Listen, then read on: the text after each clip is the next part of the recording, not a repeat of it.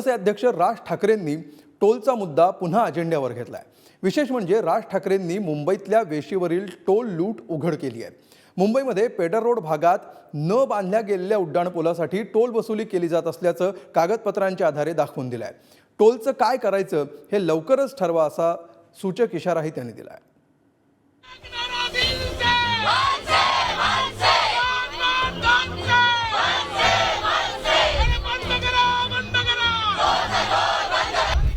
मुंबईच्या वेशीवरील टोल दरवाढीवरून मनसे आक्रमक झाली आहे। या विरोधात मनसे अध्यक्ष राज ठाकरे स्वतः मैदानात उतरलेत।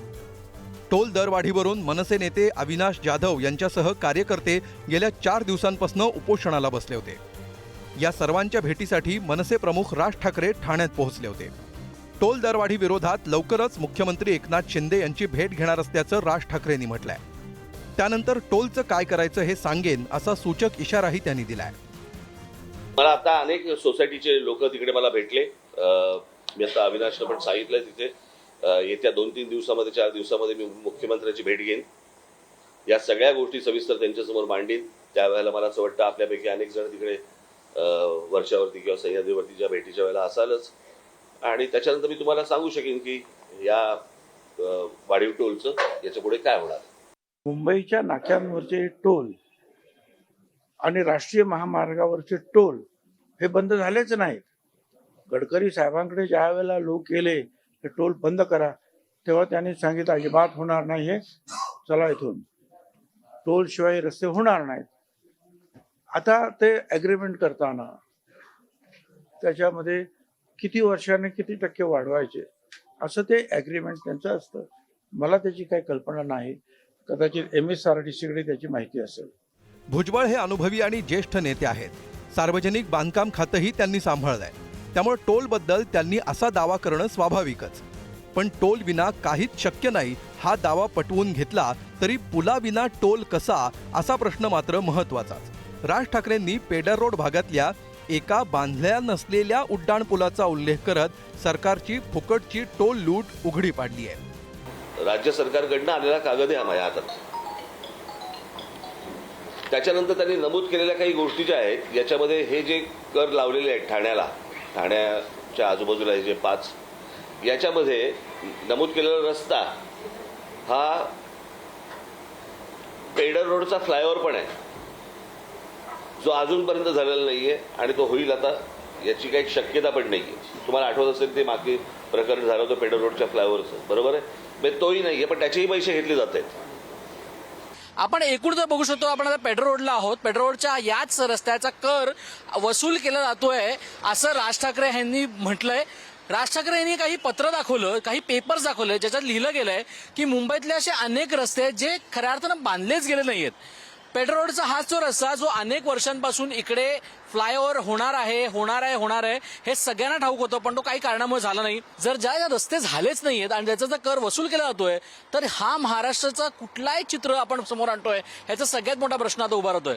एकीकडे ही फुकटची टोल लूट तर दुसरीकडे 1 ऑक्टोबर पासून मुंबईतल्या वेशीवरील 5ही टोलवरील दरात वाढ झाली आहे। कंत्राटाच्या कराराचा दाखला देत नियमित टोल दरवाढ झाल्याचं प्रशासनाकडून सांगण्यात आलंय। मात्र रस्त्यावर खड्डे असतील तर टोल का भरायचे?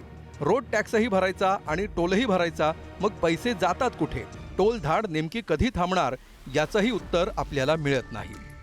4 चाकीसाठी आधीचा टोल होता 40 रुपये, सध्याचा दर आहे 45 रुपये, म्हणजेच 5 रुपयांची वाढ झाली आहे। मिनी बससाठी आधीचा टोल होता 65 रुपये, तो 75 रुपये करण्यात आला, 10 रुपयांची वाढ झाली। ट्रकसाठी 130 रुपयांचा टोल आता 150 रुपये झाला, म्हणजेच 20 रुपयांची वाढ झाली। तर अवजड वाहनांसाठीचा टोल 30 रुपयांनी वाढून 160 वरून 190 वर पोहोचला। दरम्यान टोल दरवाढी विरोधात उपोषणाला बसलेल्या मनसे पदाधिकाऱ्यांना आंदोलन मागे घेण्याची सूचना राज ठाकरेंनी दिली। त्यानंतर अविनाश जाधवांनी आपलं उपोषण मागे घेतलं। या महाराष्ट्रात एक असा तबका आहे जो सो कॉल्ड स्वतःला असं समजतो की मनसे नेहमी अग्रेसिव्हली आंदोलन करते, तोडफोड करते, मारते। हा जो टपका होता ना, त्यांचं असं मत होतं शांततेच्या मार्गाने पण काही गोष्टी करता येतात। शांततेच्या मार्गाने आम्ही करून पाहिलं, आमचा अनुभव खूप वाईट आहे। शांततेच्या मार्गाने करताना अधिकारी कोणालाही भीक घालत नाहीत। यांना महाराष्ट्र नवनिर्माण सेनेचीच भाषा कळते आणि याच्या पुढे यांना टोलच्या बाबतीतले सर्व प्रश्न आम्ही आमच्या भाषेतच विचारू. त्याशिवाय मला असं वाटतं जर आम्ही याच मार्गाने लागलो तर जसं स्वातंत्र्य मिळायला जेवढा वेळ लागला, जास्त वेळ लागला, तसाच आम्हाला टोल मुक्त करायला आणखी पुढची 50 वर्षे जातील की काय असा प्रश्न आहे. टोलच्या मुद्द्यावरून एकनाथ शिंदेंनी दाखल केलेल्या एका याचिकेची आठवण राज ठाकरेंनी करून दिली. तसंच शिंदेंना ही पिटिशन कुणी मागे घ्यायला लावली, म्हैसकर कुणाचे लाडके आहेत असा सवालही राज ठाकरे यांनी उपस्थित केलाय. आणि या टोलच्या विरोधामध्ये मला असं वाटतं, मी जर चुकत नसीन तर एकनाथ शिंदे यांनी पण ॲफिडेव्हिट केलं होतं ना, पिटिशन केलं होतं, बरोबर आहे. मला एकनाथ शिंदेला पण हा प्रश्न विचारायचा आहे, त्यांनी हे मागे का घेतलं आणि कोणी त्यांना मागे घ्यायला लावलं. मुख्यमंत्र्यांनी या संदर्भामध्ये मागे असताना जी काही याचिका दाखल केलीत त्या याचिका आजही पेंडिंग आहे आणि निर्णय कोणताही टोल बंद करताना बाकी सगळं आर्थिक बाबीचा विचार करूनच निर्णय घ्यावा लागतो. एखादा टोल नाका बंद करणं त्याच्यावर सरकारवर येणारा लोड किंवा तेथील डेव्हलपमेंटवर येणारा परिणाम याचा सुद्धा आपल्याला विचार करावा लागतो. म्हणून जो काही निर्णय होतो, अनेक टोल नाके बंद केलेत, हा भार सुद्धा सरकारने सहन केलेला आहे. भविष्यात सुद्धा चांगलं काय करता येईल याचा सरकार प्रयत्न करते. राज ठाकरे यांनी टोलमुक्त महाराष्ट्राची पुन्हा शिवसेना भाजपला आठवण करून दिली. 2014 आणि 2019 निवडणुकीत भाजप शिवसेनेच्या जाहीरनाम्यात टोलमुक्त महाराष्ट्र करू असं आश्वासन दिलं होतं. त्याचं काय झालं असा सवालही त्यांनी केलाय. गेली अनेक वर्ष या टोलच्या संदर्भामध्ये महाराष्ट्र नवनिर्माण सेना ही यांनी अनेक आंदोलनं केली. जवळपास महाराष्ट्रामधले अधिकृत आणि अनधिकृत असे जवळपास 65 ते 67 टोल नाके आम्ही बंद केले. शिवसेना आणि भारतीय जनता पक्षांची ज्यावेळेला त्यांचा जाहीरनामा आला होता, त्या जाहीरनाम्यामध्ये त्यांनी जाहीर केलं होतं की आम्ही टोलमुक्त महाराष्ट्र करू म्हणून.